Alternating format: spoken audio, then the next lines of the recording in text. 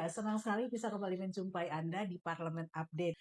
Terima kasih untuk Anda yang terus menyimak dan menantikan perkembangan dari Legislatif Kota Makassar, kemudian juga program-program apa, dan sementara ini sedang mengawal kegiatan-kegiatan seperti apa di Legislatif Kota Makassar yang tentunya tetap terus bergerak, dinamis, dan bersemangat. Dan seperti biasa, Parlemen Update hadir untuk Anda memberikan gambaran ataupun informasi-informasi terkait upaya-upaya ataupun hal-hal yang sedang dilakukan di gedung DPRD Kota Makassar sementara ya, karena sekarang sedang menempati kantor sementara.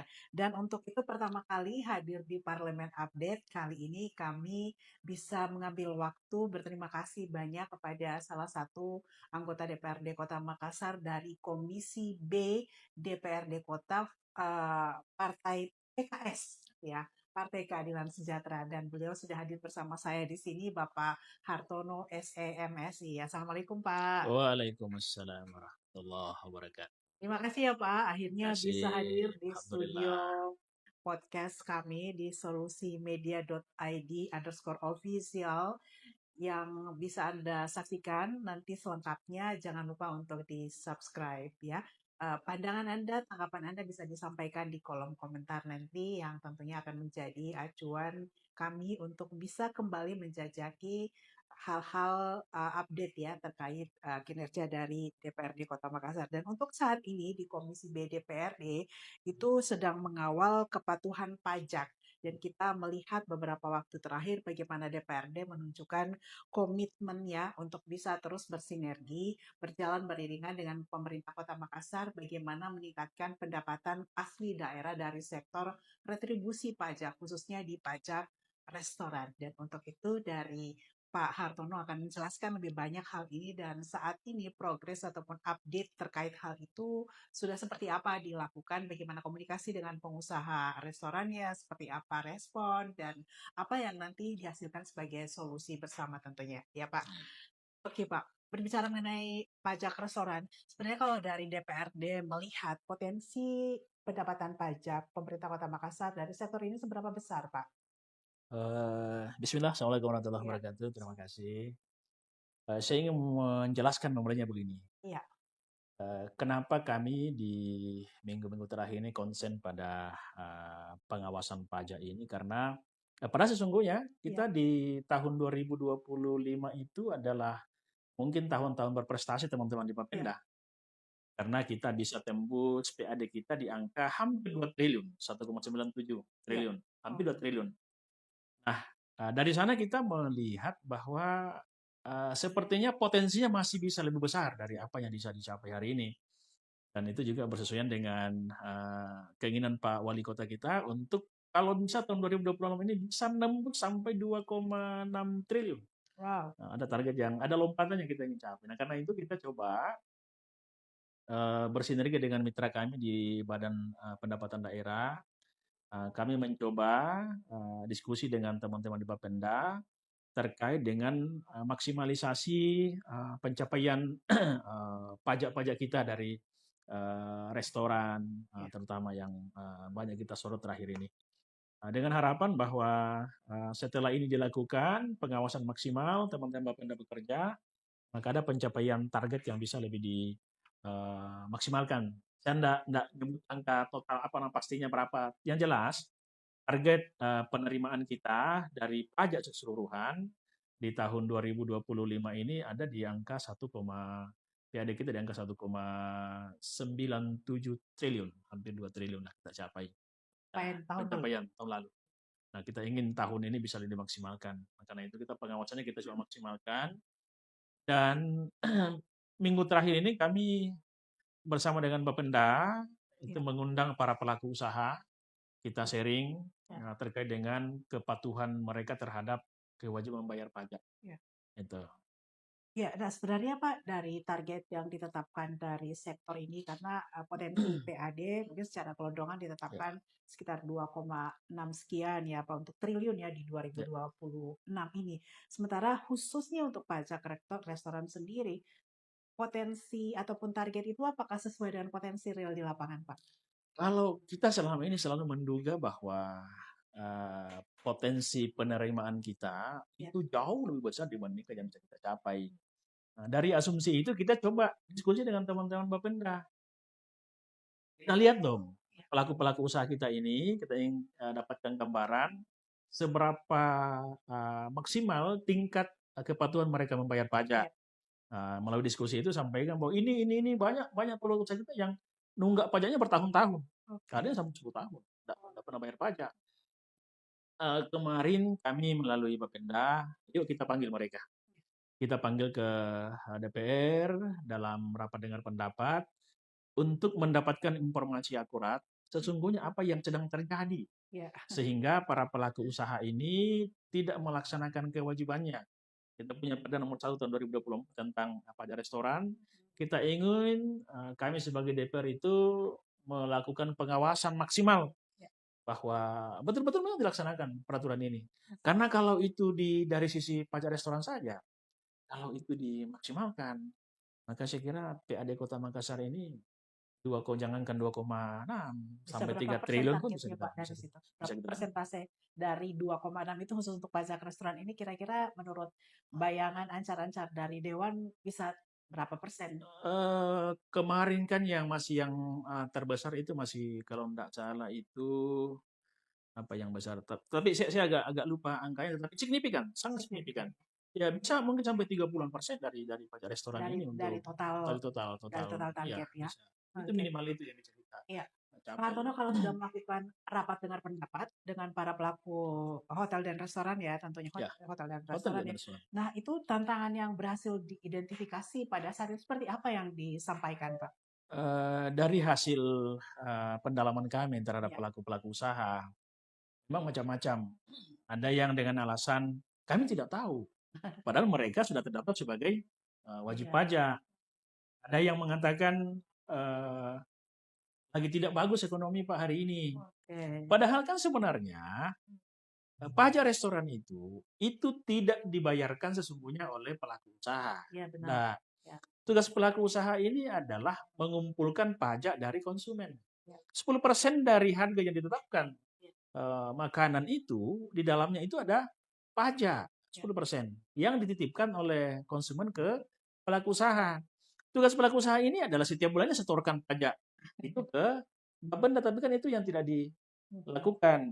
Ya. Kalau misalnya yang kita identifikasi alasan eh, lagi sepi, warung lagi sepi, tapi kan sesepi-sepinya sepanjang masih ada transaksi, di situ masih ada titipan pajak dari konsumen kita.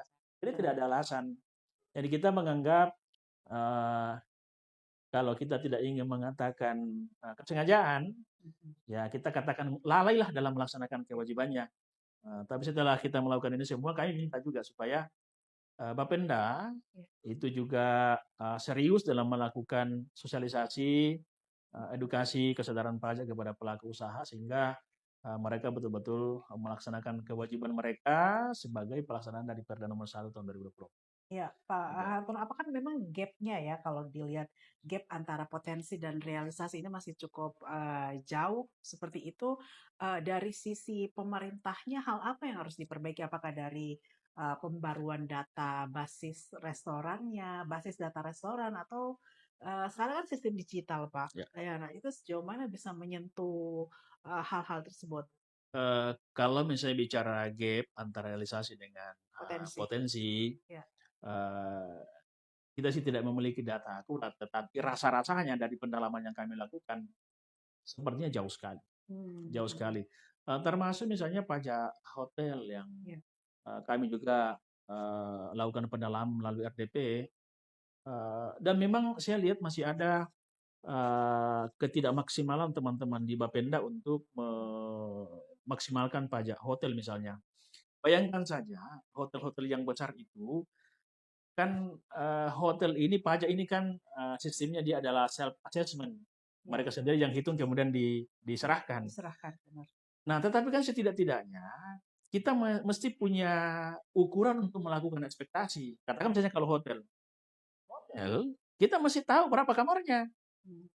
Nah, teman-teman teman-teman Bapenda kadang tidak mendalami hotel ini kamarnya sih berapa. grid Hmm, kamarnya seperti apa. benar, benar. Sehingga ada ukuran, ketika dia menyetor pajak, Ya, sesuai nggak dengan kira-kira dengan kalau kita estimasi tingkat okupansi hotel sekian. Nah itu yang tidak secara rinci dimiliki oleh teman-teman di ini Bapenda. dari sisi validasi data wajib Validasi pajaknya data. sendiri ya. Ya, Maka kami memang minta pertama dilakukan maksimalisasi dalam rangka pendaftaran para wajib ya, pajak dan kemudian kita validasi. ya, Dan kalau perlu memang sistem digitalisasi kita sudah harus dorong ya, supaya semua bisa terkoneksi. Berapa transaksi hari ini supaya itu tidak lagi terjadi kebocoran yang berlebihan, ya, biar bisa uh, lebih transparan gitu lebih ya, Pak. transparan. Lebih transparan. Karena self assessment itu dilakukan dari pihak hotel restoran, tapi sepanjang untuk validasinya sendiri itu seperti apa kayak yang disampaikan oleh Bapenda, Pak? Nah ini kan validasi yang kita lakukan misalnya, Ya. kita hanya melakukan perbandingan misalnya Januari atau Januari Februari tahun Oh, 2025. hmm. Ketika membayar pajaknya tahun 2026, dilihat apakah ada tren penurunan atau kenaikan. Padahal sesungguhnya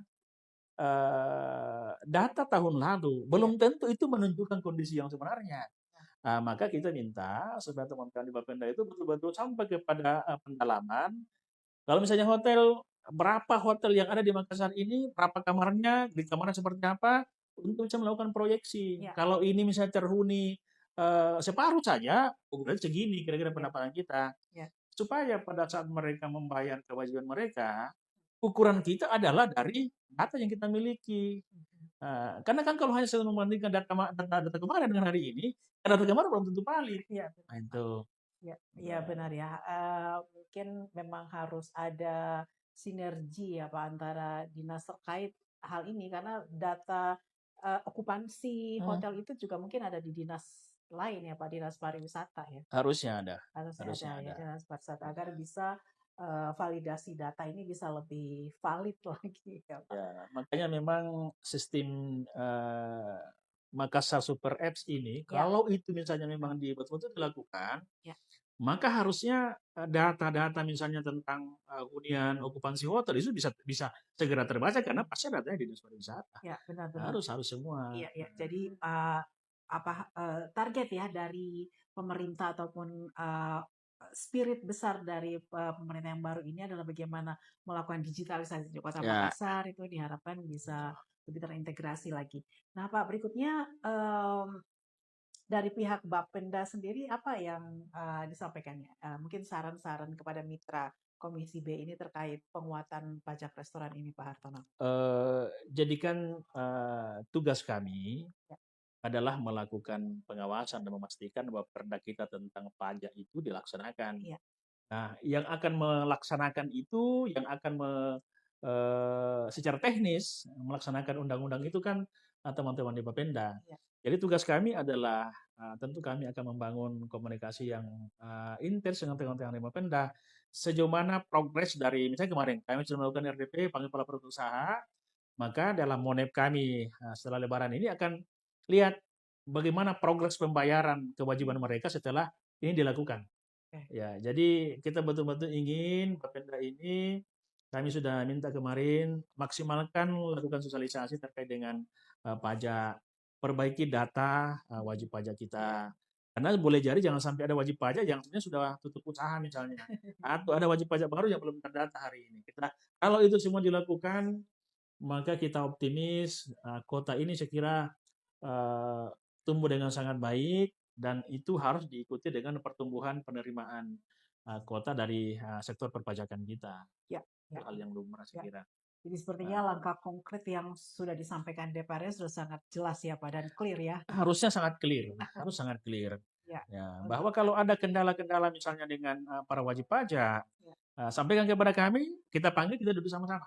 Hmm, Karena ini juga saya kira penting juga saya sampaikan bahwa saya ketika melakukan rapat dengan teman-teman pelaku usaha, kita juga tidak mau ini jangan sampai dianggap kenapa terlalu berlebihan. Itu bisa mengganggu iklim investasi kita. ya, Jangan sampai orang kemudian menjadi takut berusaha gara-gara dengar ini ada pengawasan pajak yang cukup ketat, enggak juga. Ya. Karena pajak ini kan juga berseiringan dengan kemampuan ekonomi kita. Kan dan saya kira memang pajak ini tidak dimaksudkan untuk membebani masyarakat kita. Karena pajak itu tuh kan kembali juga kepada kepentingan masyarakat. Ya, pajak untuk kita ya. Pajak untuk kita. Ya, Pak Hartono, reward and punishment di Perda itu apakah juga diatur, Pak? Jika ada yang mungkin patuh bayar pajak, tepat waktu, perhitungannya jelas, itu apakah juga diatur reward? Kalau punishment-nya juga seperti apa, Pak? Saya belum begitu mendalami terkait dengan itu, tetapi normalnya sebuah aturan itu berisi tentang kalau prestasi tentu ada reward yang kita berikan. Begitu juga sebaliknya kalau misalnya ada ketidakpatuhan pada dan memang juga ini kan apalagi terkait dengan pajak. Pajak itu kalau kita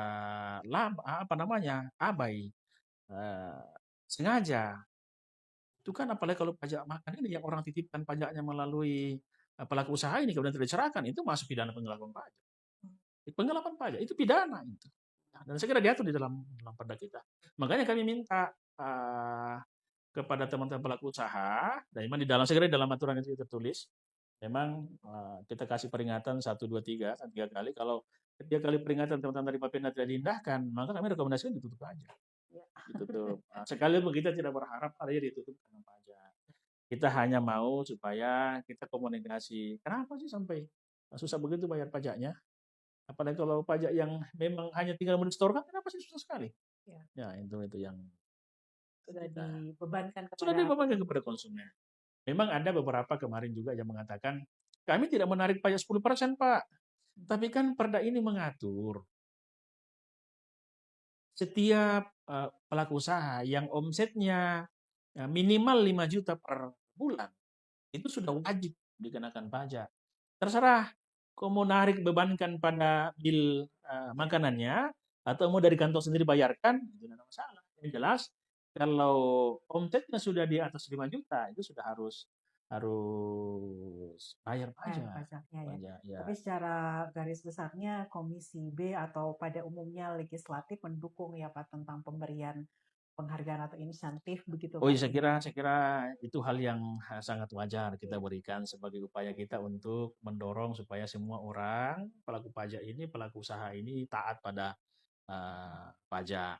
Bukan cuma hanya kita mau sanksi ketika melanggar, tapi ketika tertib, tentu ada reward yang juga harus kita berikan. Teknisnya tentu teman-teman di Bapenda lah yang akan masuk. Pak, ini seperti tadi yang sudah disampaikan oleh Pak Hartono bahwa pajak itu untuk kita semuanya karena nanti akan dikembalikan lagi kepada kita semuanya. Nah, sebagai mungkin ilustrasi ataupun informasi ya kepada yang menyaksikan perbincangan saya dengan Bapak di Parlemen Update ini, untuk target ke depan dari pajak-pajak ini yang akan dikembalikan kepada pembangunan Kota Makassar, seperti apa rencananya ke depan, Pak?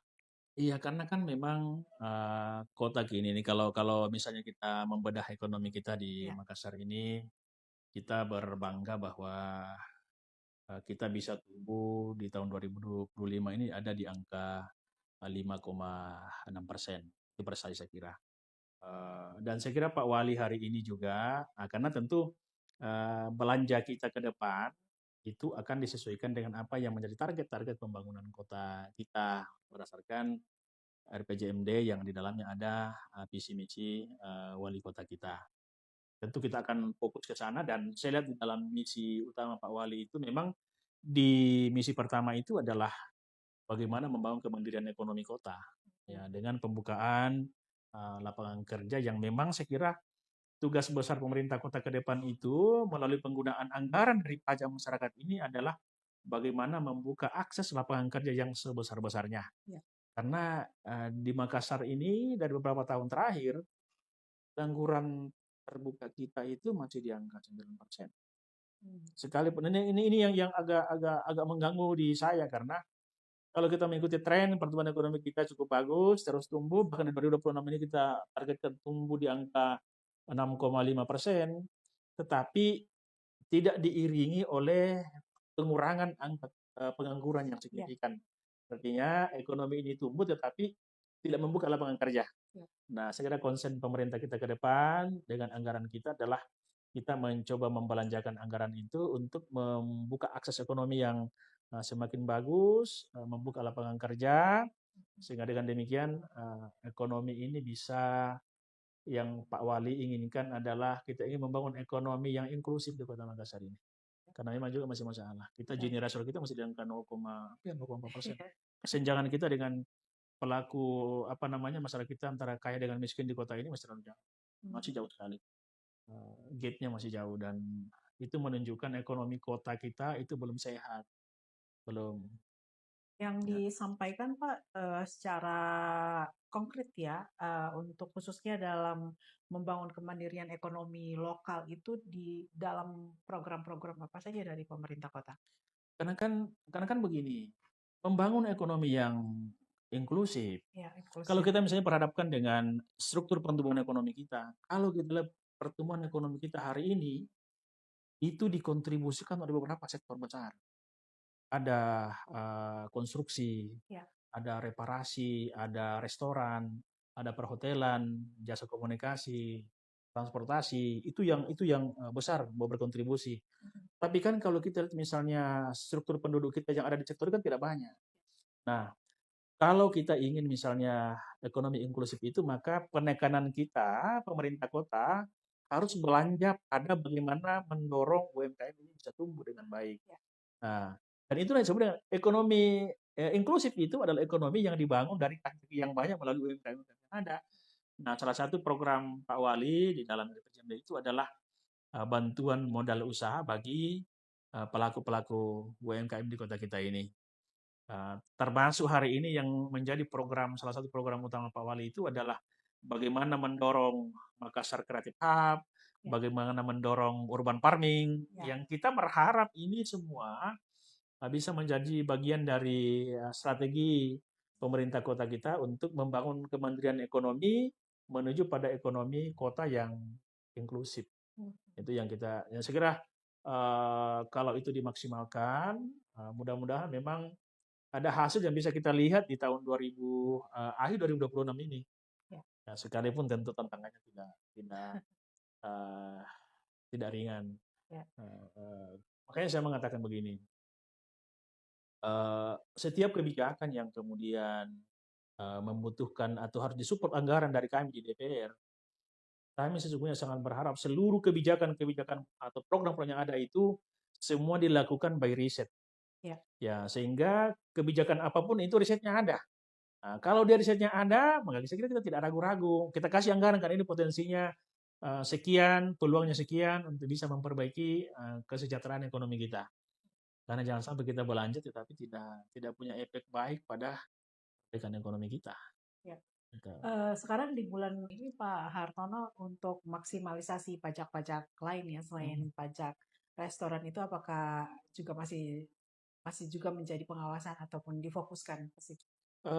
Sekarang memang yang paling jadi perhatian kami adalah pajak restoran, hotel, dan termasuk parkir. Oke, Parkir juga ini yang saya kira masih butuh kerja keras. Direksi Perumda Parkir yang ada hari ini saya kira masih harus bekerja keras bagaimana menata parkir dan sekaligus memaksimalkan penerimaan dari pajak parkir dan karena sekarang kan kita punya retribusi parkir dan masih pajak parkir yang dikelola langsung oleh Bapenda. Sebagian masih ada di Perumda Parkir. Di Perumda Parkir. Perumda Parkir yang sementara juga hari ini sementara berjalan pembahasan peraturan daerah tentang pengelolaan perparkiran kita. Karena memang tidak bisa dipungkiri juga kebocoran-kebocoran di perparkiran kita sepertinya masih sangat besar juga. Sama besar, bahkan bisa lebih besar dari kebocoran di pajak restoran kita. Ya. Karena memang saya sih meyakini andaikan semua potensi-potensi penerimaan ini betul-betul bisa dikawal dan terrealisasi, maka PAD Kota Makassar itu kalau hanya sekedar mengejar angka 3 triliun dapat. Cuma ini kan kebocorannya memang tidak saya kira di mana-mana. Ya, khususnya kalau untuk parkir itu, menurut legislatif, khususnya yang di Komisi B, baiknya seperti apa ya untuk mengurangi kebocoran? Apakah di pihak ketiga kan, kemudian fungsi dari instansi terkait ini dalam posisi pengawasan atau bagaimana, Pak? Ya, kalau sekarang kan yang sedang dilakukan teman-teman di Perumda Parkir itu adalah mendorong, sudah dilaksanakan sebagian program digitalisasi parkir, by QRIS. Ya, Dan saya digitalisasi. kira itu akan sangat efektif. Sekalipun ada gagasan lain yang juga selama ini jadi perdebatan di masyarakat terkait dengan pengintegrasian antara biaya parkir dengan pajak kendaraan. Itu Oke. kan ada gagasan dari teman-teman di Perumda Parkir untuk nanti pajak kendaraan itu dibayarkan sekaligus terintegrasi dengan pajak STNK Parkir. kita. Oh, STNK. Dan Ya. nanti parkir kita kebayar pada saat, tapi saya kira itu juga Jadi bayar eh, parkirnya setahun, Pak. setahun. Setahun ya. Itu sementara dicoba digagas teman-teman di Perumda Parkir, tetapi saya pribadi mengatakan Hmm. sepertinya itu agak berat. Bahwa Ya. kita segera bisa menghitung penerimaan kita dari parkir akan luar biasa, saya kira bisa 100 lipat naiknya. Tetapi apakah itu mungkin? Nah, sehingga saya perlu lebih mendorong supaya yang dimaksimalkan itu adalah bagaimana pengelolaan parkir kita ini dilakukan secara digital. Nah, jadi setiap tempat-tempat ada yang bayar parkir, baik kiri, saya kira itu bisa langsung langsung Mm-mm. bisa kita baca. Ya, jadi Ya, pengawasannya lebih ini ya Pak, lebih tepat sasaran gitu ya. lebih tepat sasaran, saya Ya, kira. dengan Lebih tepat sasaran. digitalisasi Dengan ini. digitalisasi. Ya. Nah, Baik Pak Hartono, ini dari Komisi BDPRD Kota Makassar untuk di sesi akhir ini mungkin Pak dari khususnya bagaimana upaya pemerintah mendorong upaya pemerintah untuk memaksimalkan pendapatan dari sektor pajak, beberapa sektor pajak tadi yang sudah Bapak sampaikan ya. Apa yang ingin Bapak sampaikan kepada masyarakat juga untuk bisa membangun kesadaran bayar pajaknya? ya. Bahwa membangun kota ini memang bukan tugasnya Pak Wali semata-mata, bukan tugasnya kami di DPR, tapi tugas kolaboratif antara seluruh elemen yang ada, masyarakat, pemerintah kota, dan tentu kami DPR sebagai perwakilan dari masyarakat. Apa yang harus dilakukan? Tentu kami DPR fungsinya adalah pengawasan. Pemerintah kota melaksanakan itu. Masyarakat itu hadir untuk memberikan supportnya, apa yang menjadi kewajiban kita sebagai masyarakat, kita tunaikan. Pajak, apakah pajak bumi bangunan kita, pajak usaha kita, berikanlah itu sebagai bentuk kecintaan kita kepada kota ini. Kota ini tidak akan dibangun oleh siapa-siapa, tapi dibangun oleh kita semua dengan kontribusi masing-masing. Pelaku pajak, tunaikan pajaknya masing-masing. Kami DPR lakukan pengawasan dengan benar. Pemerintah kota, laksanakan pemerintahan dengan sebaik-baiknya, setransparan mungkin. Dan tugas pemerintah kota adalah menghadirkan kesejahteraan, menghadirkan program-program pemerintah yang menjawab tuntutan masyarakat. Jadi sebaik-baik pemerintah adalah pemerintah yang menghadirkan solusi bagi seluruh persoalan masyarakat kita. Ya, Bahwa ini tidak sekaligus, bertahap, tapi yang kita inginkan adalah tahapan-tahapan yang punya progres yang menuju kepada pembangunan kota yang semakin baik, saya kira. baik, terima kasih banyak Bapak untuk penjelasannya dan untuk Anda yang menyaksikan perbincangan kami di solusi media.id official di Parlemen Update bahwa Komisi B DPRD Kota Makassar itu memiliki peran strategis tentunya dalam memastikan pengelolaan pendapatan daerah bisa berjalan optimal, transparan, dan akuntabel ya melalui fungsi-fungsi pengawasan, penganggaran, dan legislasi tentunya ya. Komisi B berkontribusi langsung terhadap peningkatan PAD, penguatan sektor UMKM, dan hal-hal lain ya untuk kemajuan kota kita tercinta ini Insya ya, Pak Allah. Hartono. Terima kasih sekali lagi. Jadi tadi beliau sudah sampaikan bahwa sinergi ya antara legislatif, eksekutif, dan pelaku usaha itu menjadi kunci ya, kunci ya, menjadi kunci ya untuk mendorong pertumbuhan ekonomi yang berkelanjutan. Terima kasih sekali Siap. lagi ya Pak. Bapak Kasih. Hartono SMSI Partai PKS dari Siap. Komisi B DPRD Kota Makassar sudah hadir untuk kita semuanya dalam Parlemen Update di hari ini ya. Sehat selalu. Wassalamualaikum warahmatullahi wabarakatuh. Waalaikumsalam warahmatullahi wabarakatuh.